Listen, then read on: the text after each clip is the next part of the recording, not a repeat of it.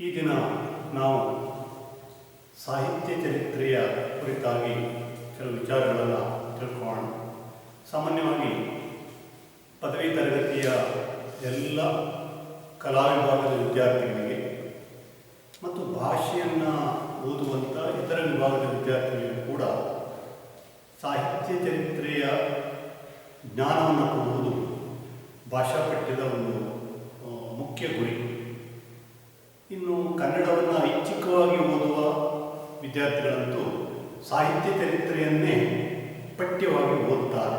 ಅದನ್ನು ಸ್ವಲ್ಪ ಮೂಲಭೂತವಾಗಿ ಸಾಹಿತ್ಯ ಚರಿತ್ರೆಯ ಓದು ಯಾಕೆ, ಸಾಹಿತ್ಯ ಅಂದರೆ ಏನು, ಅದರ ಬಗ್ಗೆ ಕೆಲವು ಮೂಲಭೂತವಾದಂಥ ಅರಿವನ್ನು ನಾವು ಮಾಡ್ಕೊಳ್ಳೋಣ.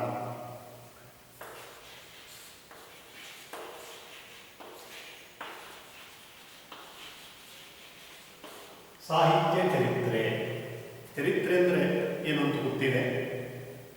ನಮ್ಮ ವಿದ್ಯಾರ್ಥಿಗಳು ಪ್ರೌಢಶಾಲೆಯಿಂದ ಹಿಡಿದು PUC ಹಿಡಿದು ಪದವಿಯಲ್ಲೆಲ್ಲ ಚರಿತ್ರೆಯನ್ನು ಅಭ್ಯಾಸ ಮಾಡಿ ಬಂದವರು. ಇತಿಹಾಸ ಚರಿತ್ರೆ ಅಂತ ಹೇಳ್ತೇವೆ. ಪುರಾಣ, ಇತಿಹಾಸ, ಚರಿತ್ರೆ. ಪುರಾಣ ಅಂದರೆ ಪುರಾತನವಾದದ್ದು, ಪ್ರಾಚೀನವಾದದ್ದು ಅನ್ನುವಂಥ ಅರ್ಥ. ಚರಿತ್ರೆ ಅಥವಾ ಇತಿಹಾಸ ಹಿಂದೆ ನಡೆದದ್ದು, ಪ್ರಾಚೀನವಾದದ್ದು. ಪುರಾಣ ಅದಕ್ಕೆ ಏನಿಲ್ಲ, ಆಧಾರಗಳಿಲ್ಲ, ದಾಖಲೆಗಳಿಲ್ಲ. ಆದರೆ ಹಿಂದೆ ನಡೆದದ್ದು ಅಂತ ಅನ್ನಲಾದ ಇತಿಹಾಸ ದಾಖಲೆಯನ್ನು ಒಳಗೊಂಡಿತ್ತು. ಅದಕ್ಕಾಗಿ ಯಾವುದು ದಾಖಲೆ ಸಹಿತವಾಗಿದೆಯೋ ಅದನ್ನು ಚರಿತ್ರೆ ಅಥವಾ ಇತಿಹಾಸ ಅಂತ ಕರೀತಾರೆ. ಯಾವುದು ಜನರ ನಂಬಿಕೆಯಲ್ಲಿ, ಕಲ್ಪನೆಯಲ್ಲಿ, ಚರಿತ್ರೆಗಿಂತ ಪೂರ್ವಕಾಲದಲ್ಲಿ ಮನುಷ್ಯ ಏನು ಮಾಡ್ತಾನೆ, ಹೀಗಿದ್ದಿತ್ತು ಹಾಗಿದ್ದಿತ್ತು ಅಂತೇಳಿ ಕೆಲವು ಎಳೆಗಳನ್ನು ಇಟ್ಕೊಂಡು ಯೋಚನೆ ಮಾಡ್ತಾನೆ, ಕಲ್ಪನೆಗಳನ್ನು ಕಟ್ಟುತ್ತಾನೆ.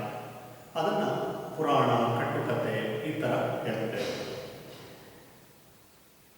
ಚರಿತ್ರೆ ಗತಕಾಲದ ಸಂಗತಿಗಳನ್ನು ಹೇಳುವಂಥದ್ದು. ಒಂದು ನಾಡಿಗೆ, ಒಂದು ದೇಶಕ್ಕೆ ಅದರದ್ದೇ ಆದಂಥ ಒಂದು ಚರಿತ್ರೆ ಇದೆ. ಹಾಗೆಯೇ ಒಂದು ಭಾಷೆಯ, ಒಂದು ಜನಾಂಗದ, ಒಂದು ನಾಡಿನ, ಸಮುದಾಯದ ವಲಯಕ್ಕೆ ಒಂದು ಸಾಂಸ್ಕೃತಿಕವಾದಂಥ ಚರಿತ್ರೆ ಕೂಡ ಇರುತ್ತದೆ. ಆ ಸಾಂಸ್ಕೃತಿಕ ಚರಿತ್ರೆಯಲ್ಲಿ ಬಹುಮುಖ್ಯವಾದಂಥ ಒಂದು ಪಾತ್ರವನ್ನು ವಹಿಸುವಂಥದ್ದು ಸಾಹಿತ್ಯ ಅಥವಾ ಲಿಟ್ರೇಚರ್ ಅಂತೇಳಿ ಕರೀತೇವೆ. ಸಾಹಿತ್ಯ ಅಂದರೆ ಏನು? ಹಿತಸಹಿತವಾದದ್ದು, ಹಿತದಿಂದ ಕೂಡಿದ್ದು, ಸಹಿತ, ಸುತ್ತಲಿನ ಸಮುದಾಯಕ್ಕೆ, ಸಮಾಜಕ್ಕೆ ಹಿತವನ್ನು ಬಯಸುವಂಥ ಒಂದು ಭಾಷಿಕ ಅಭಿವ್ಯಕ್ತಿಗೆ ಸಾಹಿತ್ಯ ಅಂತೇಳಿ ಕರೆಯುತ್ತೇವೆ. ಯಾವುದೇ ಒಂದು ಭಾಷೆಯಲ್ಲಿ ಸಾಹಿತ್ಯದ ಓದನ್ನೇ ಯಾಕೆ ಪ್ರಧಾನವಾಗಿ ಇಟ್ಕೊಳ್ತಾರೆ? ಈಗ ನಾವೇ ಸಾಮಾನ್ಯವಾಗಿ ಹೋದರೆ ನಮ್ಮ ಅರಿವಿಗೆ ಬರುತ್ತದೆ. ಲ್ಯಾಂಗ್ವೇಜ್ ಅಂತಲೇ ಸಾಹಿತ್ಯದ ಪಠ್ಯವನ್ನು ಹಚ್ಚುತ್ತಾರೆ. ಕಥೆ, ಕವನ, ಕಾದಂಬರಿ, ಗದ್ಯ ಅಥವಾ ಪದ್ಯದ ಯಾವ್ಯಾವುದೋ ಪ್ರಕಾರಗಳನ್ನು ಹಚ್ಚುತ್ತಾರೆ. ಆದರೆ ಸಾಹಿತ್ಯವನ್ನು ಓದಿದ್ರೆ ಭಾಷೆಯನ್ನು ಓದಲಾಗೇನು? ಹೌದು, ಒಂದು ಅರ್ಥದಲ್ಲಿ. ಯಾಕೆ ಕೇಳಿದ್ರೆ, ಸಾಹಿತ್ಯ ಎನ್ನುವುದು ಆಯಾ ಭಾಷೆಯ ಒಂದು ಅತ್ಯುತ್ತಮವಾದ ಫಲ. ಅದಕ್ಕೇನೆ ನಮ್ಮಲ್ಲಿ ಒಂದು ಗಾದೆ ಇದೆ, ಜನವಾಣಿ ಬೇರು, ಕವಿವಾಣಿ ಹೂವು ಅಂತ. ಒಂದು ಮರ ಇದೆ ಅಂತಾದರೆ, ಮನುಷ್ಯ ಸಮಾಜ ಎನ್ನುವಂಥ ಒಂದು ಮರ ಇದೆ ಅಂತಾದರೆ, ಜನವಾಣಿ, ಜನರ ನಿತ್ಯದ ಮಾತು ಅದರ ಬೇರಿನಂತೆ ಇದೆ, ಆ ಮರದ ಬೇರಿನಂತೆ ಇದೆ. ಆ ಬೇರಿನ ಸಾರ ಸತ್ವಗಳನ್ನು ಹೀರಿಕೊಂಡು ಒಬ್ಬ ಕವಿ ಏನು ಮಾಡ್ತಾನೆ, ಆ ಮರಕ್ಕೆ ಹೂವು ಅರಳುವಂತೆ ಮಾಡುತ್ತಾನೆ, ಅಥವಾ ಅವನೇ ಹೂವು ಹಾಕ್ತಾನೆ ತನ್ನ ಕೃತಿಯ ಮೂಲಕ, ಸಾಹಿತ್ಯದ ಮೂಲಕ.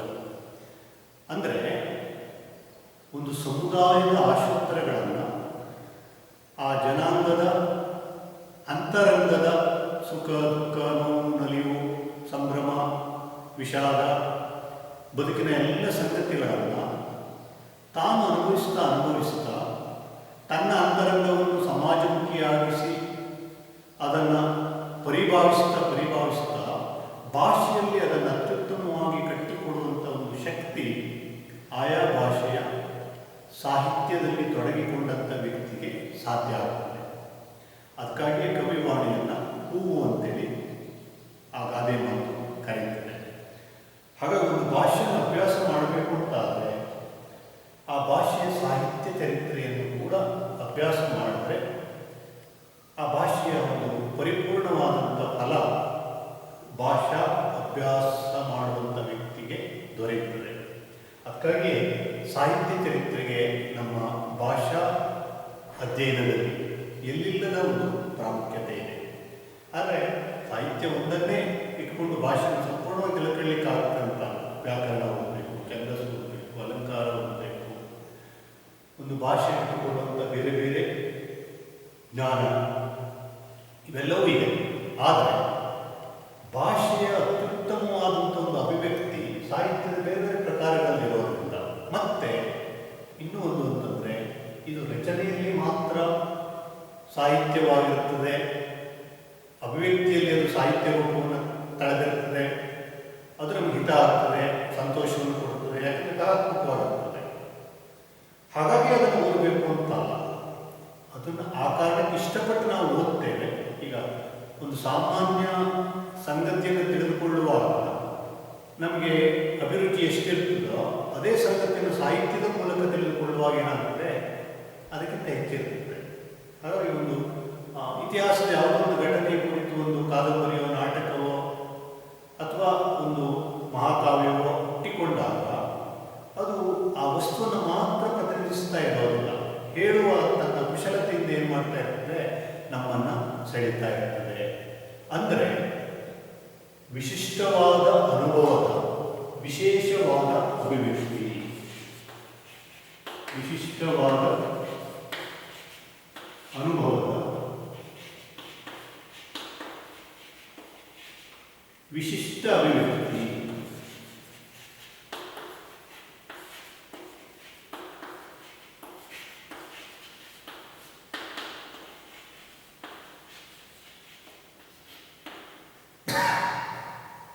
ವಿಶಿಷ್ಟವಾದ ಅನುಭವ ಆಗಬೇಕು ಸಾಹಿತ್ಯ ರಚನೆ ಆಗುವಾಗ. ಅನುಭವ ವಿಶಿಷ್ಟತೆ ಅಂದರೆ ಏನಪ್ಪ? ಸಾಮಾನ್ಯನಿಗೆ ಆಗುವಂಥ ಅನುಭವಕ್ಕಿಂತ ಭಿನ್ನವಾದಂಥ ಒಂದು ಅನುಭವಕ್ಕೆ, ವಿಶೇಷವಾದ ಒಂದು ಅನುಭವಕ್ಕೆ ಪ್ರತಿಭಾವಂತ ಒಳಗಾಗ್ತಾನೆ, ಹೌದಾ? ಅಥವಾ ಸೂಕ್ಷ್ಮ ಸಂವೇದನೆ ಉಳ್ಳಂಥ ಒಬ್ಬ ವ್ಯಕ್ತಿಗೆ ವಿಶೇಷವಾದಂಥ ಒಂದು ಅನುಭವ ಉಂಟಾಗ್ತದೆ. ಆ ಅನುಭವವನ್ನು ತನ್ನೊಳಗಡೆ ಅವನು ಅನುಭವಿಸ್ತಾ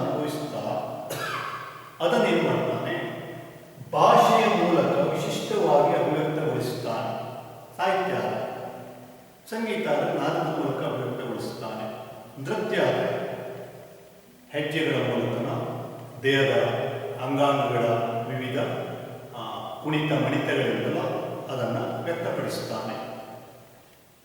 ಶಿಲ್ಪಿ ಕಡೆಯುವ ಮೂಲಕ ಅಥವಾ ಕೆತ್ತುವ ಮೂಲಕ ತನಗಾದ ಅನುಭವಗಳನ್ನು ಏನು ಮಾಡ್ತಾನೆ, ಆಕಾರ ಕೊಡುವ ಮೂಲಕ ಅದನ್ನು ವ್ಯಕ್ತಪಡಿಸುತ್ತಾನೆ. ಸಾಹಿತ್ಯ ಏನು ಮಾಡ್ತಾನೆ ಹೇಳಿದ್ರೆ ಅದನ್ನು ಬರವಣಿಗೆಯ ಮೂಲಕನೋ ಅಥವಾ ಮೌಖಿಕವಾಗಿ ಕಟ್ಟುವ ಸಾಹಿತ್ಯದ ಮೂಲಕ, ಜನಪದ ಒಂದು ಭಾಷೆಗೆ ಲಿಪಿ ಬರೋಕ್ಕಿಂತ ಮುಂಚೆ ಎಷ್ಟೋ ಸಾವಿರಾರು ವರ್ಷಗಳಿಂದ ಸಾಹಿತ್ಯ ಇತ್ತು. ಆ ಸಾಹಿತ್ಯ ಹೇಗೆ ವ್ಯಕ್ತ ಆಗ್ತಾ ಇತ್ತು ಅಂತ ಹೇಳಿದ್ರೆ, ಬಾಯಿಂದ ಕಿವಿಗೆ ಮುಟ್ಟಿಸುವ, ಮತ್ತೆ ಬಾಯಿಂದ ಕಿವಿಗೆ, ಮತ್ತೆ ಆ ಕೇಳಿದ ಕಿವಿ ಮತ್ತೆ ಬಾಯಿಂದ ಮುಂದಿನ ಕಿವಿಗೆ ಅದನ್ನು ಏನು ಮಾಡ್ತಾ ಇತ್ತು, ರವಾನೆ ಮಾಡ್ತಾ ಇತ್ತು. ಜನಪದ ಸಾಹಿತ್ಯ ಎಷ್ಟು ಸಮೃದ್ಧವಾಗಿತ್ತು ಅಂತ ಹೇಳಿದ್ರೆ, ರಾಮಾಯಣ ಮಹಾಭಾರತ ವೇದ ಉಪನಿಷತ್ತುಗಳನ್ನೇ ನಮ್ಮ ಜನಪದರು ಬಾಯಲ್ಲಿ ಮುಂದಿನ ತಲೆಮಾರಿಗೆ ರವಾನೆ ಮಾಡ್ತಾ ಇದ್ದಾರಂತೆ. ಮಹಾಕಾವ್ಯಗಳಿವೆ, ಜನಪದ ಮಹಾಕಾವ್ಯ ಬೃಹತ್ತಾದಂಥ, ಇವತ್ತೇನು 500-600 ಪುಟಗಳ, ಸಾವಿರಾರು ಪುಟಗಳ ಮಹಾನ್ ಕಾವ್ಯ ಅಂತ ಹೇಳ್ತೇವಲ್ಲ, ಅದನ್ನು ಜನಪದ ಕಟ್ಟಿ ಮುಂದಿನ ತಲೆಮಾರಿಗೆ ರವಾನೆ ಮಾಡ್ತಾ ಇತ್ತು. ಅಂದರೆ ಸಾಹಿತ್ಯ ಅಭಿವ್ಯಕ್ತಿಯಲ್ಲಿ ವಿಶಿಷ್ಟತೆಯನ್ನು ಹೊಂದಿರೋದ್ರಿಂದ ಅದೇನಾಗುತ್ತೆ, ಜನ ಸಮುದಾಯವನ್ನು ಆಕರ್ಷಿಸುತ್ತದೆ. ಅನುಭವ ಕೂಡ ಕಟ್ಟುತ್ತಾ ಇರುವಂಥ, ಸಾಹಿತ್ಯವನ್ನು ಕಟ್ಟುತ್ತಾ ಇರುವಂಥ ವ್ಯಕ್ತಿಗೆ ವಿಶಿಷ್ಟವಾಗಿ ಆಗೋದರಿಂದ ಅದನ್ನು ಕೇಳುವ ಕುತೂಹಲ, ಅದನ್ನು ಆಸ್ವಾದಿಸುವಂಥ ಒಂದು ಏನು ಮನಸ್ಥಿತಿ ಓದುಗನಲ್ಲಿ ಅಥವಾ ಸಹೃದಯನಲ್ಲಿ ಇಟ್ಟುಕೊಳ್ಳುತ್ತದೆ. ಅದಕ್ಕಾಗಿ ಒಂದು ಭಾಷೆಯ ವಿಶಿಷ್ಟ ಅಭಿವ್ಯಕ್ತಿಯ ಮತ್ತು ವಿಶೇಷ ವಿಶೇಷ ಅನುಭವದ ರೂಪವಾದಂಥ ಸಾಹಿತ್ಯ ಆ ಭಾಷೆ ವಲಯಕ್ಕೆ, ಆ ಭಾಷೆಯನ್ನಾಡುವಂಥ ಸಮುದಾಯಕ್ಕೆ ಸಾಂಸ್ಕೃತಿಕವಾಗಿ ಸಾಮಾಜಿಕವಾಗಿ ತುಂಬ ಮುಖ್ಯವಾದದ್ದು. ಅದಕ್ಕಾಗಿ ಒಂದು ನಾಡಿನ ಚರಿತ್ರೆಯನ್ನು ನೀವು ಪರಿಪೂರ್ಣವಾಗಿ ಗ್ರಹಿಸಬೇಕು ಅಂತಾದರೆ ಅದರ ರಾಜಕೀಯ, ಅದರ ಸಾಮಾಜಿಕ, ಅದರ ಧಾರ್ಮಿಕ ಇಷ್ಟೇ ಭಾಗಗಳ ಚರಿತ್ರೆಯನ್ನು ನೋಡಿದ್ರೆ ಸಾಲದು. ಅಲ್ಲಿನ ಸಾಂಸ್ಕೃತಿಕ ಚರಿತ್ರೆಯನ್ನು ಕೂಡ ನಾವು ಅಭ್ಯಾಸ ಮಾಡಬೇಕು. ಆ ಸಾಂಸ್ಕೃತಿಕ ಚರಿತ್ರೆಯಲ್ಲಿ ಕಲೆ, ಸಾಹಿತ್ಯ, ವಾಸ್ತುಶಿಲ್ಪ, ಸಂಗೀತ ಇವೆಲ್ಲವೂ ಒಳಗೊಳ್ಳುತ್ತದೆ. ವಿಶೇಷವಾಗಿ ಅಕ್ಷರವಂತ ಸಮುದಾಯದಲ್ಲಿ ಸಾಹಿತ್ಯ ಏನಾಗ್ತದೆ, ಒಂದು ಪ್ರಬಲವಾದ ಸಾಂಸ್ಕೃತಿಕ ಮಾಧ್ಯಮವಾಗಿ ಬೆಳೆದು ನಿಲ್ಲುತ್ತದೆ. ಸಾಹಿತ್ಯ ಯಾಕೆ ಹುಟ್ಟುಕೊಡುತ್ತದೆ, ಯಾವಾಗ ಹುಟ್ಟುಕೊಡುತ್ತದೆ ಎನ್ನುವ ಚರ್ಚೆ ಎಲ್ಲ ಭಾಷೆಗಳಲ್ಲಿ ಎಲ್ಲ ಕಾಲಕ್ಕೂ ನಡೀತಾ ಬಂದಿದೆ. ಸಾಹಿತ್ಯದ ಉಗಮಕ್ಕೆ ಕಾರಣವಾಗಬಹುದಾದಂಥ ಸಂಗತಿಗಳು ಯಾವುವು, ಆಮೇಲೆ ಅದರ ಆ ಹುಟ್ಟಿಕೊಂಡ ಸಾಹಿತ್ಯದ ಏನಾಗ್ತದೆ, ಒಂದು ಪರಂಪರೆ ನಿರ್ಮಾಣ ಆಗ್ತದೆ. ಭಾಷೆಗೆ ಲಿಪಿ ಬಂದ ಮೇಲಂತೂ ಅದು ಗ್ರಂಥಸ್ಥ ರೂಪವನ್ನು ತಾಳುತ್ತದೆ. ಹೌದಾ, ಪುಸ್ತಕದ ರೂಪವನ್ನು, ಗ್ರಾಂಥಿಕ ರೂಪವನ್ನು ತಾಳುತ್ತದೆ. ಅಂಥ ಗ್ರಾಂಥಿಕ ರೂಪಕ್ಕೆ ಒಳಪಟ್ಟ ಸಾಹಿತ್ಯದ ಒಂದು ಪರಂಪರೆ ಪ್ರತಿ ಭಾಷೆಯಲ್ಲಿ ನಿರ್ಮಾಣ ಆಗುತ್ತದೆ. ಈಗ ನಮ್ಮಲ್ಲೇನೆ ಮೊದಲ ಗ್ರಂಥ, ಉಪಲಬ್ಧ ಮೊದಲ ಗ್ರಂಥ ಕವಿರಾಜ ಮಾರ್ಗ 9ನೇ ಶತಮಾನಕ್ಕೆ ಸಿಕ್ತು ಕನ್ನಡದಲ್ಲಿ. ಆ ಕವಿರಾಜ ಮಾರ್ಗದಿಂದ ಇವತ್ತಿನವರೆಗೆ 21ನೇ ಶತಮಾನದವರೆಗೆ ಸಾವಿರಾರು ವರ್ಷಗಳ ದೊಡ್ಡ ಪರಂಪರೆ ಇದೆ ಕನ್ನಡ ಸಾಹಿತ್ಯ ಚರಿತ್ರೆ. ಆಮೇಲೆ ಪಂಪನಂತ 10ನೇ ಶತಮಾನದ ಕವಿಗಳು ಸಿಕ್ಕಿದ್ರು. ಎಲ್ಲವೂ ನಮಗೆ ಲಭ್ಯ ಆಗಿಲ್ಲ, ಆದರೆ ಸಿಕ್ಕ ಕೃತಿಗಳನ್ನು, ಆಧಾರಗಳನ್ನು ಇಟ್ಟುಕೊಂಡೇನೆ ಕನ್ನಡದ ಸಾಹಿತ್ಯ ಚರಿತ್ರೆ ಏನಾಗಿದೆ, ಸುಮಾರು 1,500 ವರ್ಷಗಳಿಗಿಂತ ಹೆಚ್ಚು ಅಧಿಕೃತವಾದಂಥ ಒಂದು ಚರಿತ್ರೆಯನ್ನು ಪಡ್ಕೊಂಡಿದೆ. ಇಂಥ ಒಂದು ಸಾಹಿತ್ಯ ಒಂದು ಭಾಷೆಯ ಜೊತೆಗೇನೆ ಒಪ್ಪಿಕೊಳ್ಳುತ್ತದ, ಒಂದು ಭಾಷೆಯ ಉಗಮ ಆದಾಗಲೇ ಆ ಭಾಷೆಯಲ್ಲಿ ಸಾಹಿತ್ಯದ ಉಗಮ ಆಗ್ತದ ಅನ್ನೋದು ಪ್ರಶ್ನೆ ಕೂಡ ಇದೆ. ಬಹುತೇಕವಾಗಿ ಅದು ಜೊತೆಗೇನೆ ಒಪ್ಪಿಕೊಳ್ಳುತ್ತೆ ಎನ್ನುವಂಥ ಮಾತು ಹೆಚ್ಚು ಸ್ವೀಕಾರಕ್ಕೆ ಯೋಗ್ಯವಾದದ್ದು. ಯಾಕೆ ಕೇಳಿದ್ರೆ, ಯಾವುದೇ ಒಂದು ಭಾಷೆಯನ್ನು ಒಂದು ಸಮುದಾಯ ತನ್ನ ಭಾವನೆಗಳಿಗೆ, ವಿಚಾರ ವಿನಿಮಯಗಳಿಗೆ, ತನ್ನ ದೈನಂದಿನ ವ್ಯವಹಾರಗಳಿಗೆ ಬಳಸಿಕೊಳ್ಳುವ ಕ್ರಮಕ್ಕೆ ಒಳಗಾಗ್ತದೆ ಜಗತ್ತಿನಲ್ಲಿ. ಆವಾಗಲಿಂದಲೇ ಮನುಷ್ಯನಿಗೆ ತನ್ನೊಳಗಿರುವಂಥ ಕೆಲವು ವಿಶೇಷ ಅನುಭವಗಳನ್ನು ಇತರ ಜೊತೆಗೆ ಹೇಳಿಕೊಳ್ಳುವಂಥ, ಅದನ್ನು ಅವರು ಕೇಳುವ ಆಕರ್ಷಕ ಶೈಲಿಯಲ್ಲಿ ಹೇಳುವಂಥ, ಅವರು ಮೆಚ್ಚಿ ತಲೆತೂಗುವ ರೀತಿಯಲ್ಲಿ ಹೇಳುವಂಥ ಒಂದು ಕುಶಲತೆ, ಸ್ಕಿಲ್ ಪ್ರಾಪ್ತ ಆಗೇ ಆಗುತ್ತದೆ. ಅದಕ್ಕಾಗಿ ಒಂದು ಭಾಷೆಯ ಉಗಮದೊಂದಿಗೇನೆ ಸಾಹಿತ್ಯದ ಉಗಮವೂ ಕೂಡ ಆಗಿದೆ. ಹಾಗಾಗಿ ಭಾಷೆಗೆ ಎಷ್ಟು ದೊಡ್ಡ ಚರಿತ್ರೆ ಇರ್ತದೋ ಸಾಹಿತ್ಯಕ್ಕೂ ಕೂಡ ಅಷ್ಟೇ ದೊಡ್ಡ ಚರಿತ್ರೆ ಇದೆ. ಒಂದು ಸಾಹಿತ್ಯ ಆ ಭಾಷೆಯ ಆರಂಭ ಕಾಲದಿಂದಲೇ ತುಂಬ ಜಾಗತಿಕ ಮಟ್ಟಕ್ಕೆ ಬೆಳೆದು ನಿಂತಿರದೇ ಇರಬಹುದು. ಆದರೆ ತನ್ನದೇ ಆದ ರೀತಿಯಲ್ಲಿ ಆ ಭಾಷೆಯ ಸೊಗಸನ್ನು, ಚೆಲುವನ್ನು ಮತ್ತು ಆ ಭಾಷೆಯನ್ನು ಮಾತನಾಡುವ ಸುತ್ತಲಿನ ಸಮಾಜದ ಅಂತರಂಗವನ್ನು ಪ್ರತಿನಿಧಿಸ್ತಾನೆ ಇರುತ್ತೆ. ಅದಕ್ಕಾಗಿ ಹೇಳೋದು, ಒಂದು ನಾಡಿಗೆ ಭಾಷೆ ಮತ್ತು ಅದರ ವಿಶಿಷ್ಟ ರಚನೆಯಾದಂಥ ಸಾಹಿತ್ಯ, ಅದರ ಸಾಂಸ್ಕೃತಿಕ ಒಂದು ಅನನ್ಯತೆಯನ್ನು, ಮಹತ್ವವನ್ನು ಜಗತ್ತಿಗೆ ಹೇಳ್ತಾ ಇರ್ತದೆ. ಒಂದು ದೇಶದ ಶ್ರೀಮಂತಿಕೆ ಅಲ್ಲಿರುವ ಭಾಷೆ, ಕಲೆ, ಸಾಹಿತ್ಯ, ಸಂಸ್ಕೃತಿಯನ್ನು ಅವಲಂಬಿಸಿಕೊಂಡಿದೆ ಅನ್ನುವಂಥ ತಜ್ಞರ ಮಾತು 100ಕ್ಕೆ 100 ಸತ್ಯ. ಅಂದರೆ ಸಾಹಿತ್ಯವೊಂದೇ ಎಲ್ಲವನ್ನೂ ಮಾಡುತ್ತೆ ಅಂತ ಅಲ್ಲ, ಆದರೆ ಸಾಹಿತ್ಯ ಬದುಕಿನ ಎಲ್ಲ ಸಂಗತಿಗಳನ್ನು ಒಳಗೊಳ್ಳುತ್ತದೆ. ನೋಡಿ, ಸಾಹಿತ್ಯದ ಕೇಂದ್ರ ಯಾರು? ಮನುಷ್ಯ. ಸಾಹಿತ್ಯದ ಭೂಮಿಕೆ ಯಾವುದು? ಸಮಾಜ, ನಿಸರ್ಗ. ನಿಸರ್ಗ, ಮನುಷ್ಯ ಸಮಾಜ, ಪ್ರಕೃತಿದತ್ತವಾದಂಥ ಈ ನಮ್ಮ ಸುತ್ತಲಿನ ಜಗತ್ತು, ಮತ್ತೆ ಮತ್ತೆ ಮನುಷ್ಯ ತನ್ನ ಅಂತರಂಗದಲ್ಲಿ ಇದಕ್ಕೆ ತೋರ್ತಾ ಇರುವಂಥ ಒಂದು ಪ್ರತಿಕ್ರಿಯೆ, ಇವನ್ನು ಸಾಹಿತ್ಯ ಏನು ಮಾಡ್ತಾ ಇರ್ತದೆ, ಆಯಾ ಕಾಲಕ್ಕೆ ಅಭಿವ್ಯಕ್ತ ಮಾಡ್ತಾ ಇರ್ತದೆ. ಆ ಕಾರಣಕ್ಕಾಗಿಯೇ ಸಾಹಿತ್ಯ ಚರಿತ್ರೆಗೆ ಭಾಷೆಯ ಚರಿತ್ರೆಯಲ್ಲಿ ಇನ್ನಿಲ್ಲದ ಮಹತ್ವದ ಸ್ಥಾನ ಇದೆ. ಅದಕ್ಕಾಗಿ ನಾವು ಭಾಷೆ ಓದಬೇಕು ಅಂತಂದರೆ ಅದರ ಸಾಹಿತ್ಯವನ್ನು ಕೂಡ ಏನು ಮಾಡ್ತೇವೆ, ಜೊತೆಗೆ ಅಭ್ಯಾಸ ಮಾಡ್ತಾ ಹೋಗ್ತೇವೆ.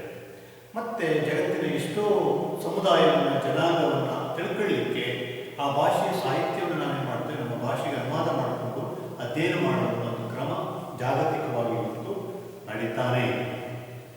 ಹಾಗಾಗಿ ಸಾಹಿತ್ಯದ ಮತ್ತು ಭಾಷೆಯ ಸಂಬಂಧ ಅದು ಅವಿನಾಭಾವವಾದಂಥ ಒಂದು ಸಂಬಂಧ. ಯಾಕೆಂದರೆ ಸಾಹಿತ್ಯ ಅಭಿವ್ಯಕ್ತಗೊಳ್ಳುವುದೇ ಭಾಷೆಯ ಮೂಲಕ. ಆ ಭಾಷೆಯನ್ನು ಎಷ್ಟು ಎತ್ತರಕ್ಕೆ ಒಯ್ಯಬೇಕು, ಎಷ್ಟು ಪರಿಪಕ್ವತೆಗೆ ಒಯ್ಯಬೇಕು, ಎಷ್ಟು ಅದರ ಸೌಂದರ್ಯವನ್ನು ಅಭಿವ್ಯಕ್ತ ಮಾಡಬೇಕು, ಅಷ್ಟು ಅತ್ಯುತ್ತಮವಾದ ಅಭಿವ್ಯಕ್ತತೆ ಆಯಾ ಭಾಷೆಯ ಸಾಹಿತ್ಯದಲ್ಲಿ ನಮಗೆ ಕಾಣಸಿಗುತ್ತದೆ. ಅದಕ್ಕಾಗಿ ಸಾಹಿತ್ಯ ಚರಿತ್ರೆಯ ಅಧ್ಯಯನ ಭಾಷಾ ಅಧ್ಯಯನದಲ್ಲಿ ಅತ್ಯಂತ ಪ್ರಮುಖವಾದದ್ದು. ನಾನು ಪ್ರಶ್ನೆಯನ್ನು ಮುಂದೆ ಇಟ್ಟಿದೆ. ಭಾಷೆ ಮತ್ತು ಸಾಹಿತ್ಯದ ಸಂಬಂಧ ಇಷ್ಟು ಚೆನ್ನಾಗಿದೆ ಅಂತ ಆದಮೇಲೆ, ಇಷ್ಟು ಅನ್ಯೋನ್ಯವಾಗಿದೆ ಅಂತ ಆದಮೇಲೆ, ಸಾಹಿತ್ಯ ಯಾಕೆ ಹುಟ್ಟಿಕೊಳ್ಳುತ್ತದೆ ಒಂದು ಭಾಷೆಯ ಸಮುದಾಯದಲ್ಲಿ ಅನ್ನುವ ಪ್ರಶ್ನೆಯನ್ನು ನಾವು ಕೇಳ್ಕೊಂಡು ಆಮೇಲೆ ಸಾಹಿತ್ಯ ಚರಿತ್ರೆಯ ಬಗ್ಗೆ ವಿಚಾರ ಮಾಡೋಣ. ಸಾಹಿತ್ಯ ಯಾವಾಗ ಹುಟ್ಟಿಕೊಳ್ಳುತ್ತದೆ, ಯಾಕೆ ಹುಟ್ಟಿಕೊಳ್ಳುತ್ತದೆ ಅನ್ನುವ ಪ್ರಶ್ನೆಗೆ ಕರಾರುವಕ್ಕಾಗಿ ನಿರ್ದಿಷ್ಟವಾದ ಉತ್ತರವನ್ನು ಹೇಳುವುದು ಸುಲಭದ ಮಾತಲ್ಲ.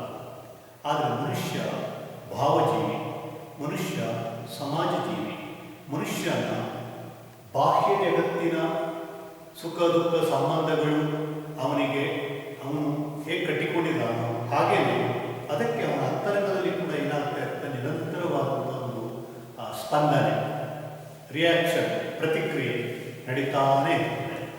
ಹಾಗಾಗಿ ಆ ನಡೀತಾ ಇದ್ದ ಅಂತರಂಗದ ಆ ಪ್ರತಿಕ್ರಿಯೆ ಯಾವುದಾದ್ರೂ ಒಂದು ರೂಪದಲ್ಲಿ ಹೊರಬರಲಿಕ್ಕೆ ಪ್ರಯತ್ನ ಪಡ್ತಾ ಇರ್ತದೆ.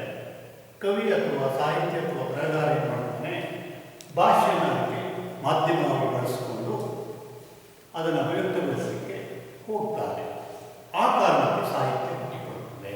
ಅಂದರೆ ಮನುಷ್ಯನ ಒಳಗೆ ಇನ್ನೊಬ್ಬರ ಜೊತೆಗೆ ಹಂಚಿಕೊಳ್ಳಬೇಕು, ಹೇಳಬೇಕು, ತನಗಾದ ವಿಶಿಷ್ಟ ಅನುಭವವನ್ನು ಮತ್ತೊಬ್ಬರ ಎದುರಿಗೆ ಹಂಚಿಕೊಂಡು ಅದರ ಆನಂದವನ್ನು ಇಬ್ಬರು ಪರಸ್ಪರ ಪಡೆಯಬೇಕು ಅನ್ನೋದು. ಮತ್ತು ತನ್ನ ಅನುಭವ ಹೀಗೆ ಬಂದು ಹಾಗೆ ಹೋಗಿ ವಿಸ್ಮೃತಿಗೆ ಸರಿಯಬಾರದು, ಅದನ್ನು ದಾಖಲಿಸಬೇಕು ಅನ್ನುವಂಥ ಒಂದು ಹಂಬಲ. ಅಂದರೆ ಸದ್ಯದ ಅಪರೂಪದ ಕ್ಷಣಗಳನ್ನು ಶಾಶ್ವತಗೊಳಿಸಬೇಕು ಎನ್ನುವಂಥ ಅವಕಾಶ ಇದು ಸಾಹಿತ್ಯದ ಉದಯಕ್ಕೆ ಕಾರಣ ಆಗುತ್ತದೆ. ಈಗ ನೋಡಿ, ನಾವು ಯಾವುದೊಂದು ಅಪರೂಪದ ಸಂದರ್ಭಗಳು ಬಂದುಬಿಟ್ರೆ ಏನು ಮಾಡ್ತೇವೆ, ಅದನ್ನು ನೆನಪಿನಲ್ಲಿರುವ ಹಾಗೆ ಮಾಡ್ತೇವೆ. ಎಲ್ಲೋ ನೀವು ಪ್ರವಾಸಕ್ಕೆ ಹೋಗ್ತೀವಿ, ಹೋದಾಗ ಏನು ಮಾಡ್ತೀವಿ, ಅಲ್ಲಿಯ ಮಣ್ಣು, ಅಲ್ಲಿಯ ಕಲ್ಲು ಎಲ್ಲ ತಗೊಂಡು ಮನೆಯಲ್ಲಿ ನೆನಪಿಗಾಗಿ ಇಟ್ಕೊಳ್ತೇವೆ. ಅಲ್ಲಿ ಆ ಪ್ರದೇಶದಲ್ಲಿ ನಾವು ಬೇರೆ ಬೇರೆ ರೀತಿಯಲ್ಲಿ ಪೋಸ್ಟ್ ಕೊಟ್ಟು ಫೋಟೋ ಹೊಡಿಸ್ಕೊಳ್ತೇವೆ, ಅದನ್ನು ಜತನದಿಂದ ಕಾಪಾಡ್ತೇವೆ. ಅಲ್ಲಿನ ನೆನಪಿಗಾಗಿ ಯಾವ್ಯಾವುದೋ ವಸ್ತುಗಳನ್ನೆಲ್ಲ ಸಂಗ್ರಹಿಸಿ ತಂದಿಟ್ಕೊಳ್ತೇವೆ. ಇವೆಲ್ಲ ಯಾಕೆ ಕೇಳಿದ್ರೆ ಅದು ಅಷ್ಟು ಕ್ಷಣಿಕ ಆಗ ನನಗೆ ಸಿಕ್ಕ ಆನಂದ, ಸಂತೋಷ, ವಿಶಿಷ್ಟವಾದ ಅನುಭವ ಎಲ್ಲ ಕಾಲಕ್ಕೂ ಮೆಲುಕಾಗುವಂತಿರಬೇಕು. ಮತ್ತೆ ಸಾಧ್ಯ ಆದಷ್ಟು ನನ್ನ ಸುತ್ತಲಿಗೆ ಅದನ್ನು ಹಂಚುವಂತೆ ಇರಬೇಕು. ಇದು ಮನುಷ್ಯನ ಅಪೇಕ್ಷೆ. ಹೌದಾ? ನಾವು ಎಲ್ಲೋ ಅಪರೂಪಕ್ಕೆ ಇಬ್ಬರು ಸ್ನೇಹಿತರು ಸಿಕ್ಕಿದ್ರು ಅಂತಂದರೆ ಮತ್ತೇನು ವಿಶೇಷ, ಇಲ್ಲಿಂದಲೇ ಶುರುವಾಗ್ತದೆ ಮಾತುಕತೆ. ಒಂದು ವಿಶೇಷ ಏನಪ್ಪ ಶುರು ಮಾಡ್ತಾರೆ. ಈ ಒಂದಾಯಿತು, ಈ ಥರ ಆಯಿತು, ಈ ಥರ ಆಯಿತು ಅಂತ ವಿಶೇಷ ಘಟನೆಗಳ ಮೆಲುಕನ್ನು ಹಾಕ್ತೇವೆ. ಸಾಹಿತ್ಯ ಕೂಡ ಇಂಥ ಒಂದು ವಿಶೇಷ ಸಂಗತಿಗಳ ಸ್ಮೃತಿ, ಅದರ ನೆನಪು. ಒಂದು ಘಟನೆ ನಡೀತಾ ಇರುತ್ತಲ್ಲ, ಅದನ್ನು ನೋಡ್ತಾನೆ ಕವಿ ಬರೆಯೋದಿಲ್ಲ, ಸಾಹಿತ್ಯ ಉಟ್ಕೊಳ್ಳೋದಿಲ್ಲ. ಆ ಘಟನೆ, ಆ ಸಂಗತಿ ಸಂವೇದನಾಶೀಲನಾದಂಥ, ಸೂಕ್ಷ್ಮ ಸಂವೇದನಾಶೀಲತೆ ಇರುವಂಥ ಒಬ್ಬ ವ್ಯಕ್ತಿಯ ಅಂತರಂಗದಲ್ಲಿ ಏನಾಗುತ್ತೆ, ತೀವ್ರವಾದ ಪರಿಣಾಮವನ್ನು ಬೀರುತ್ತದೆ. ಬೀರಿ ಅದು ಯಾವುದೋ ಒಂದು ರೂಪದಲ್ಲಿ ಹೊರಬರಲಿಕ್ಕೆ ಹಂಬಲಿಸ್ತಾ ಇರ್ತದೆ. ಒಂದು ಕ್ಷಣಕ್ಕೆ ಅದೇನಾಗುತ್ತದೆ, ಯಾವುದೊಂದು ಕಾಲಘಟ್ಟದಲ್ಲಿ ಅದೇನಾಗುತ್ತೆ, ಅಭಿವ್ಯಕ್ತಿಯನ್ನು ಪಡ್ಕೊಳ್ತದೆ. ತಕ್ಷಣದ ಪ್ರತಿಕ್ರಿಯೆ ಅಲ್ಲ. ಸಾಹಿತ್ಯ ಯಾಕೆ ಒಂದು ಭಾಷೆಯಲ್ಲಿ ನಮಗೆ ಅತ್ಯಂತ ಮುಖ್ಯವಾದ್ದು ಕೇಳಿದ್ರೆ, ಕ್ರಿಯೆ ಪ್ರತಿಕ್ರಿಯೆಗಳು ಸಮಾಜದಲ್ಲಿ ನೇರವಾಗಿ ನಡೀತಾ ಇರ್ತದೆ. ಆದರೆ ಸಾಹಿತ್ಯ ಆ ಕ್ಷಣ ತಕ್ಷಣದ ಪ್ರತಿಕ್ರಿಯೆ ಅಲ್ಲ. ಮನುಷ್ಯನ ಅನುಭವಿಸುತ್ತಾ ಅದರೊಳಗಡೆ ಅವನ ಅಂತರಂಗದಲ್ಲಿ ಏನಾಗ್ತದೆ, ಮಂಥನ ನಡೀತದೆ. ಆ ಮಂಥನದ ಫಲವಾಗಿ ಮುಂದೆ ಏನಾಗ್ತದೆ, ಅದು ಸಾಹಿತ್ಯವಾಗಿ ಹೊರಹೊಮ್ಮುತ್ತದೆ. ಅದಕ್ಕೇನೆ ಬೇಂದ್ರೆ ಹೇಳ್ತಾರೆ, ನಾದದ ನಮನೀತ. ಭಾವಗೀತೆ ಬಗ್ಗೆ ಹೇಳ್ತಾ ಅರ್ಥವಿಲ್ಲ, ಸ್ವಾರ್ಥವಿಲ್ಲ, ಬರೆಯ ಭಾವಗೀತ ಅಂತ ಹೇಳ್ತಾ ಅದು ನಾದದ ನವನೀತ ಅಂತ ಹೇಳ್ತಾ, ಮಸೆದ ಗಾಳಿ ಪಕ್ಕ ಪಡೆಯುತ್ತಿತ್ತು ಸಹಜ ಪ್ರಾಸ. ನಮ್ಮೊಳಗಿರುವಂಥ ಭಾವನೆಗಳು ಏನಾಗ್ತವೆ, ಮಂಥನಕ್ಕೊಳಗಾಗ್ತಾ ಆಗ್ತಾ ಆಗ್ತಾ ನಾದದ ಒಂದು ಕಡೆಯುವಿಕೆ ಆಗ್ತದೆ. ಹಿತವಾದ ಅನುಭವದ ಕಡೆಯುವಿಕೆ, ಮತಿಸುವಿಕೆ ಆಗ್ತದೆ. ಆ ಮತಿಸುವಿಕೆಯ ಫಲವಾಗಿ ಮೊಸರನ್ನು ಕಳೆದಾಗ ಬೆಣ್ಣೆ ಉಂಟುಕೊಳ್ಳುತ್ತಲ್ಲ, ಹಾಗೆ ಸಾಹಿತ್ಯ ಒಂದು ಭಾಷೆಯ, ವಿಚಾರದ, ಭಾವನೆಗಳ, ಅನುಭವಗಳ ಮಥನ ಆಗಿ ಅದರಿಂದ ಹೊರಹೊಮ್ಮಿದ ಬೆಣ್ಣೆ ನವನೀತ. ಆಗಷ್ಟೇ ಒಟ್ಟಿಕೊಂಡಂಥ ಮೊಸರನ್ನು ಕಳೆದಾಗ ಒಟ್ಟಿಕೊಳ್ಳುವಂಥ ಒಂದು ಬೆಣ್ಣೆ. ಅಂಥ ಒಂದು ಶಕ್ತಿ, ಅಂಥ ಒಂದು ಹುಟ್ಟುವಿಕೆ ಒಳ್ಳೆಯ ಸಾಹಿತ್ಯಕ್ಕೆ ಎಲ್ಲ ಭಾಷೆಯಲ್ಲಿಯೂ ಇದೆ. ಅದಕ್ಕಾಗಿ ಅದು ಏನಾಗುತ್ತೆ ಕೇಳಿದ್ರೆ, ಎಲ್ಲ ಕಾಲಕ್ಕೂ ಜನರಿಂದ ಪ್ರೀತಿಗೆ, ಗೌರವಕ್ಕೆ ಪಾತ್ರ ಆಗ್ತಾ ಇರುತ್ತೆ. ನೋಡಿ, ಇವತ್ತು 10ನೇ ಶತಮಾನದ ಪಂಪನನ್ನು ಈ ಅತ್ಯಾಧುನಿಕ ಕಾಲದ ನಾವು ಕೂಡ ಏನು ಮಾಡ್ತೇವೆ, ಶ್ರದ್ಧೆಯಿಂದ, ಪ್ರೀತಿಯಿಂದ ಓದ್ತೇವೆ. 10ನೇ ಶತಮಾನದ ಸಾಮಾನ್ಯರ ಬದುಕು ಹೇಗಿದ್ದೋ, ಸಾಮಾನ್ಯರು ಏನು ಮಾತುಕತೆ ಆಡ್ತಿದ್ರೋ, ಅವರಿಗೇನು ಭಾವನೆಗಳಿತ್ತೋ ನಮಗೆ ಗೊತ್ತಿಲ್ಲ. ಆದರೆ ಪಂಪನಿಗೆ 10ನೇ ಶತಮಾನದ ಜೀವಿತಾವಧಿಯ ಅನುಭವಗಳು ಹೇಗೆ ಕಾವ್ಯವನ್ನು ಕಟ್ಟಲಿಕ್ಕೆ ಪ್ರೇರಣೆ ಕೊಡ್ತು ಎಂಬುದು ನಮಗೆ ಈಗ ಸಾಹಿತ್ಯ ಚರಿತ್ರೆಯ ಮೂಲಕ ಅರಿವಿಗೆ ಬರ್ತಾ ಹೋಗ್ತದೆ. ಎಲ್ಲವೂ ಹಾಗೆ ಚರಿತ್ರೆಯಲ್ಲಿ ಶ್ರೇಷ್ಠವಾದದ್ದನ್ನು ಚರಿತ್ರೆ ಏನು ಮಾಡಿಬಿಟ್ಟೆ ದಾಖಲಿಸ್ತದೆ. ಮತ್ತು ಮುಂದಿನ ತಲೆಮಾರಿಗೆ ಅದನ್ನು ನೆನಪಾಗಿ, ಅದನ್ನು ಅನುಭವವಾಗಿ ಹಂಚುತ್ತಾ ಹೋಗ್ತದೆ. ಸಾಹಿತ್ಯ ಹೀಗೆ ನನ್ನೊಳಗಿರುವಂಥ ವಿಶೇಷವಾದನ್ನು ಇತರರಿಗೆ ಹೇಳಬೇಕು ಎನ್ನುವ ಹಂಬಲದಲ್ಲಿ ಹುಟ್ಟಿಕೊಳ್ಳುತ್ತದೆ ಜಗತ್ತಿನ ಎಲ್ಲ ಭಾಷೆಯಲ್ಲಿ. ಯಾಕೆಂದರೆ ಮನುಷ್ಯನಿಗೆ ಆಯಾ ಕ್ಷಣಕ್ಕೆ ಸಿಕ್ಕಂಥ ವ್ಯಕ್ತಿ, ಸಂದರ್ಭ, ಸಮಯಗಳಲ್ಲಿ ಆಡಿಕೊಳ್ಳುವ ಮಾತು, ಪ್ರತಿಕ್ರಿಯೆಯಲ್ಲೇ ಅವನ ಎಲ್ಲ ಭಾವನೆಗಳು ಏನಾಗುವುದಿಲ್ಲ, ಖಾಲಿ ಆಗಿರೋದಿಲ್ಲ. ಮತ್ತೆ ಕೆಲವು ಸಂಗತಿಗಳನ್ನು ಕಾಡ್ತಾನೆ ಇರ್ತವೆ. ಅದನ್ನು ಹೇಳಿಕೊಳ್ಳಲಿಕ್ಕೆ ಮುಕ್ತವಾದಂಥ ಒಂದು ಅವಕಾಶವೂ ಕೂಡ ಅವನಿಗೆ ಸಾಮಾಜಿಕವಾಗಿ ಸಿಗ್ತದೋ ಎಂದು ಗೊತ್ತಿಲ್ಲ. ಆದರೆ ಬರವಣಿಗೆ ಬಂದ ಮೇಲೆ, ಲಿಪಿ ಬಂದ ಮೇಲೆ ಏನಾಯಿತು, ನಮಗೆ ಅದನ್ನು ಲಿಪಿಯಲ್ಲಿ ದಾಖಲಿಸಲು ಸಾಧ್ಯ ಆಯಿತು. ನಮ್ಮ ಜನಪದ ಕವಿಗಳಿಗೆ ಅದನ್ನು ಏನು ಮಾಡಲಿಕ್ಕೆ ಸಾಧ್ಯ ಆಯಿತು, ಹಾಡಿನ ರೂಪದಲ್ಲೋ, ಗಾದೆಯ ರೂಪದಲ್ಲೋ, ಒಗಟಿನ ರೂಪದಲ್ಲಿಯೋ, ಲಾವಣಿಯ ರೂಪದಲ್ಲಿಯೋ ಹೇಳಲಿಕ್ಕೆ, ಅಭಿವ್ಯಕ್ತಿಸಲಿಕ್ಕೆ ಸಾಧ್ಯ ಆಯಿತು. ಅಂದರೆ ಸಾಹಿತ್ಯ ಮನುಷ್ಯನಿಗೆ ಹೇಳಿಕೊಳ್ಳಲೇಬೇಕು ಎನ್ನುವಂಥ ವಿಶಿಷ್ಟವಾದ ಸಂಗತಿಗಳಿಗೆ ಏನಾಗಿದೆ, ಒಂದು ಮಾಧ್ಯಮವಾಗಿ ಆಯಾ ಕಾಲಕ್ಕೆ, ಎಲ್ಲ ಕಾಲಕ್ಕೆ ಒದಗಿ ಬಂದಿದೆ. ಅದಕ್ಕಾಗಿ ಅದನ್ನು ನಾವು ಏನು ಮಾಡಬೇಕು, ಗೌರವದಿಂದ ಅಥವಾ ಪ್ರೀತಿಯಿಂದ ಸ್ವೀಕರಿಸಬೇಕು. ಯಾಕೆಂದರೆ ಅದು ಒಂದು ಜನಾಂಗದ, ಒಂದು ಕಾಲದ, ಒಂದು ಸಮುದಾಯದ ಒಂದು ವಿಶಿಷ್ಟವಾದ ಅನುಭವದ ವಿಶೇಷವಾದಂಥ ಒಂದು ಅಭಿವ್ಯಕ್ತಿ. ಅದಕ್ಕಾಗಿ ಸಾಹಿತ್ಯ ಚರಿತ್ರೆಗೆ ಸ್ಥಾನ, ಮಹತ್ವ. ಆಮೇಲೆ ಸಾಹಿತ್ಯ ಚರಿತ್ರೆ ಬೆಳೆಯಲಿಕ್ಕೆ ಕಾರಣಗಳೇನಪ್ಪ ಅಂತ ಕೇಳಿದ್ರೆ, ಒಬ್ಬ ಕವಿ ಅಥವಾ ಒಬ್ಬ ಬರಹಗಾರ ದಾಖಲಿಸಿದಂಥ ಕೃತಿ ಅಥವಾ ಅದನ್ನು ನಾವು ಗ್ರಂಥ ಅಂತ ಹೇಳ್ತೇವೆ. ಇದು ಗ್ರಥನ ಎನ್ನುವ ಧಾತುವಿನಿಂದ ಹುಟ್ಟಿದೆ. ಗ್ರಥನದಿಂದ ಗ್ರಂಥ. ಗ್ರಥನ ಅಂದರೆ ಏನು? ಕಲಾತ್ಮಕವಾಗಿ ಹೆಣೆಯುವುದು. ಗ್ರಂಥಕರ್ತರು ಅಥವಾ ಕೃತಿಯನ್ನು ರಚನೆ ಮಾಡುವಂಥ ಕವಿ ಅಥವಾ ಬರಹಗಾರ ಅದನ್ನು ಏನು ಮಾಡಿದ್ದಾನೆ, ಗ್ರಥನ ಮಾಡಿದ್ದಾನೆ, ಕಲಾತ್ಮಕವಾಗಿ ಕಟ್ಟಿದ್ದಾನೆ. ಹೇಗೇಗೋ ಅಸ್ತವ್ಯಸ್ತವಾಗಿ ಬೇಕಾಬಿಟ್ಟಿಯಾಗಿ ಕಟ್ಟಿಲ್ಲ. ಹಾಗಾಗಿ ಸಾಹಿತ್ಯ ಹೇಳುವುದು ಒಂದು ನಿರ್ಮಿತಿ ಅಂತ ಹೇಳ್ತಾರೆ, ಒಂದು ನಿರ್ಮಾಣ. ಕಟ್ಟಡವನ್ನು ಕಟ್ಟುವಾಗ ಹೇಗೆ ಕಟ್ಟಡದ ಕುಶಲಕರ್ಮಿ ಅದನ್ನು ಹೇಗೆ ವ್ಯವಸ್ಥಿತವಾಗಿ ಕಟ್ಟುತ್ತಾರೆ, ಒಬ್ಬ ಬರಹಗಾರ, ಕೃತಿಕಾರ ಕೂಡ ಕಥೆ, ಕಾದಂಬರಿ, ನಾಟಕ, ಕಾವ್ಯ ಯಾವುದನ್ನು ಕಟ್ಟುವಾಗಲೂ ಕೂಡ ಅದರದ್ದೇ ಆದಂಥ ಏನಿದೆ, ಒಂದು ವಿಧಿವಿಧಾನಗಳಿವೆ. ಅದನ್ನು ಅನುಸರಿಸಿ ಆಯಾ ಕಾಲಕ್ಕೆ ಅದು ಬದಲಾಗ್ತಾ ಇರ್ಬೋದು, ಕಾಲದಿಂದ ಕಾಲಕ್ಕೆ, ಪ್ರದೇಶದಿಂದ ಪ್ರದೇಶಕ್ಕೆ ಹಾಗೆ ಕಟ್ಟಿರ್ತಾರೆ. ಅದಕ್ಕಾಗಿ ಅದೇನಾಗುತ್ತೆ, ನಮಗೆ ಆಕರ್ಷಕವಾಗಿ ಕಾಣುತ್ತೆ. ಅಂದರೆ ಮನುಷ್ಯನ ಸತ್ಯ ಮತ್ತು ಸೌಂದರ್ಯದ ಪ್ರಜ್ಞೆ ಸಾಹಿತ್ಯದಲ್ಲಿ ಏನು ಮಾಡಿರ್ತದೆ, ಬಹಳ ಮುಖ್ಯವಾಗಿ ಕೆಲಸ ಮಾಡಿರ್ತದೆ. ಬರೀ ಸೌಂದರ್ಯದ ಅಭಿವ್ಯಕ್ತಿ ಅಲ್ಲ. ನಾವೆಷ್ಟು ಸಂದರ್ಭದಲ್ಲಿ ಸಾಹಿತ್ಯ ಬರೀ ಸೌಂದರ್ಯದ ಬೆನ್ನ ಹಿಂದೆ ಹೋಗಿದೆ, ಸತ್ಯಕ್ಕೆ ಅದು ಬೆನ್ನು ಖಂಡಿತ ಅಲ್ಲ. ಸತ್ಯವನ್ನು ಸುಂದರವಾಗಿ ನಿರೂಪಿಸುವುದು ಸಾಹಿತ್ಯ. ಸತ್ಯದ ಮೂಲಕನೇ ಸೌಂದರ್ಯವನ್ನು ಲೋಕಕ್ಕೆ ಅನುಭವಕ್ಕೆ ಒಳಪಡುವಂತೆ ಮಾಡುವುದು ಸಾಹಿತ್ಯದ ಕೆಲಸ. ಸಾಹಿತ್ಯ ಹುಟ್ಟುಕೊಳ್ಳಿಕ್ಕೆ 3 ಕಾರಣಗಳನ್ನು ಬೇಂದ್ರೆ ಅಂತ ಒಬ್ಬ ಹಿರಿಯ ಕವಿ ಕೊಡ್ತಾರೆ. ಕನ್ನಡದಲ್ಲಿ ಅವರ ಒಂದು ಸಾಹಿತ್ಯದ ವಿರಾಟ್ ಸ್ವರೂಪ ಎನ್ನುವಂಥ ಒಂದು ಕೃತಿ ಇದೆ, ಅದರಲ್ಲಿ ಒಂದು ಮಾತಾಡ್ತಾರೆ. ಸಾಹಿತ್ಯ ಹುಟ್ಟಿಕೊಳ್ಳಿಕ್ಕೆ ಯಾವುದೇ ಭಾಷೆಯಲ್ಲಿ 3 ಸಂಗತಿಗಳು, ಕಾರಣಗಳು ಮುಖ್ಯ.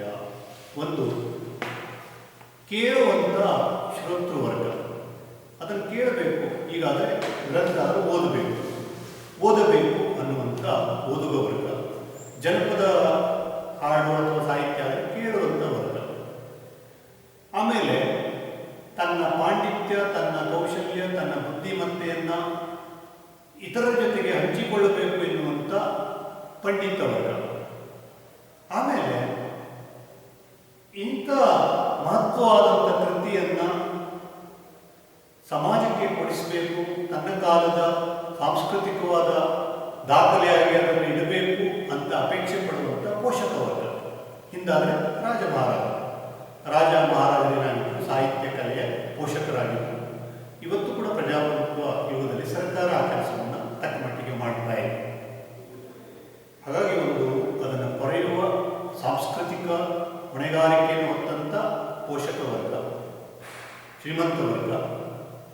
ಆಮೇಲೆ ಅದರ ಅತ್ಯುತ್ಕೃಷ್ಟ ಚರ್ಚೆ, ಸಂವಾದ, ಫಲಗಳನ್ನು ಅದು ಹುಟ್ಟುವಂತೆ ಮಾಡಲಿಕ್ಕೆ ನೆರವಾಗುವಂಥ ಪಂಡಿತ ವರ್ಗ.